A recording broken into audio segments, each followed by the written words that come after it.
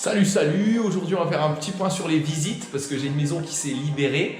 J'ai fait quelques petites améliorations, travaux, j'ai rajouté des petits meubles parce que je fais du meublé et on va voir ça ensemble. Voilà, c'est une maison qui fait 80 mètres carrés, il y a 3 chambres et on va faire le tour et faire un point sur la location meublée. Louer en meublé, c'est proposer aux locataires un logement équipé du mobilier nécessaire à la vie courante. Les meubles à fournir pour une location meublée.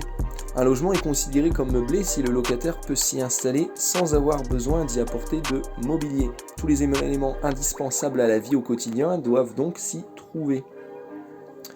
Selon cette liste, le logement doit donc contenir au minimum 1. Pour que le locataire puisse y dormir, donc un lit avec un matelas et une couette ou une couverture, voilà.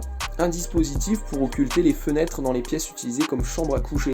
2. Pour que le locataire puisse y préparer et prendre des repas, donc des plaques de cuisson, un four ou un four à micro-ondes, un réfrigérateur et un congélateur, ou au minimum un réfrigérateur avec une partie congèle.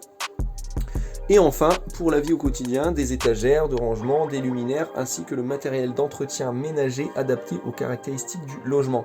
Donc c'est vrai que je trouve que la liste est vachement vague, mais du coup on peut proposer un logement plus ou moins qualitatif. Moi c'est vrai que là dans ce logement-ci en particulier, eh bien j'ai vraiment voulu pousser cette liste au maximum en mettant vraiment de tout. Par exemple là, en ce qui concerne la cuisine, il y a des plaques, il y a un four, il y a un micro-ondes. Quel est le montant du dépôt de garantie? Alors je rappelle, le dépôt de garantie, c'est ce qu'on appelle couramment la caution, mais en fait le dépôt de garantie c'est l'argent qu'on peut mettre de côté pour garantir, voilà, si éventuellement il y a des problèmes de dégradation, eh bien on peut retirer sur ce dépôt de garantie.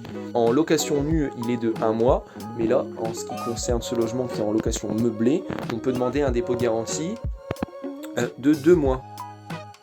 Là, en ce qui concerne la location, voilà, la première étape, ça a été de mettre l'annonce sur Internet. J'ai utilisé l'application Le Bon Coin. La première étape, c'est déjà de mettre des photos de qualité, très lumineuses. Ensuite, de faire un texte assez exhaustif en décrivant la maison, les pièces, le nombre de chambres, très important, s'il y a un jardin ou pas.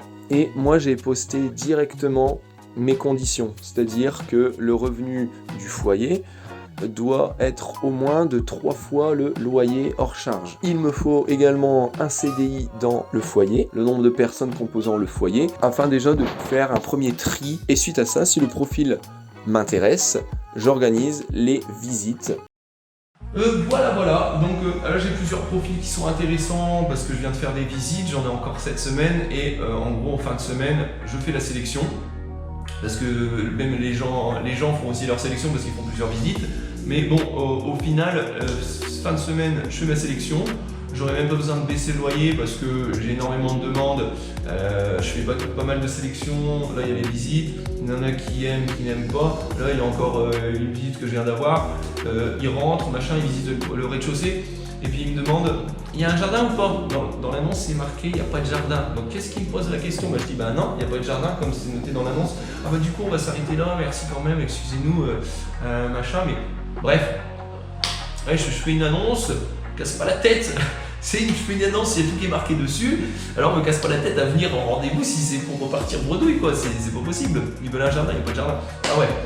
En fin de semaine, ça sera loué et après je pourrai revenir sur les premiers logements, enfin sur les logements de la boulangerie, la division.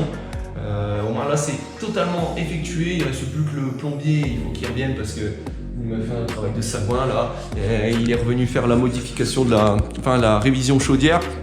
Et il m'a mis pour supporter en fait le tuyau là, il m'a mis un vieux tuyau PVC là-bas blanc, gris, et en fait il doit revenir en fin de semaine pour remettre un collier comme à l'autre côté, là il y a un collier là, ils vont en claquer un là. Voilà, donc il reste plus grand chose, mais au moins de ce côté là ça sera nickel, ça sera loué et je pourrai plus m'attarder sur les autres.